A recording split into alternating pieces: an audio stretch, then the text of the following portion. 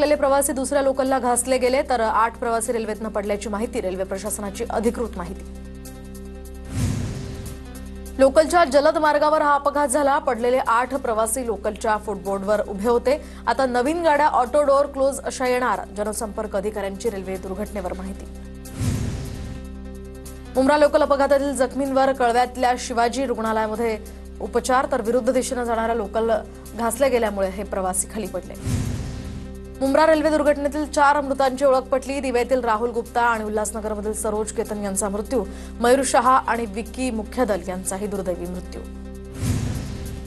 Mumbra local दुर्घटनेमध्ये एका GRP कर्मचाऱ्याचा सुद्धा मृत्यू झाल्याची माहिती। जीआरपी कर्मचारी विक्की बाबासाहेब मुख्यदल यांचा या अपघातात मृत्यू। दिवा मुंब्रा स्थानकादरम्यान लोकलमधनं पडून मृत्यू झालेल्यांप्रती मुख्यमंत्री फडणवीसांकडून दुःख व्यक्त, तर ही घटना अतिशय दुर्दैवी आहे। घटना कशी घडली याची चौकशी रेल्वे प्रशासनाकडून सुरू, फडणवीसांची माहिती।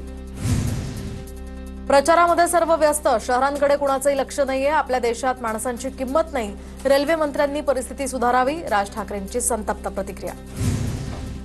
बाहेरून येणाऱ्या लोंढांमुळे राज्यात बोजवारा उडालाय। कोण कुठून येतं, काय करतात, कुणी पाहायला तयार नाहीये, राज ठाकरेंची प्रतिक्रिया। तर रेल्वे दुर्घटनेनंतर सरकारनं तातडीनं लक्ष घातलं पाहिजे, राज ठाकरेंची सरकारकडे मागणी।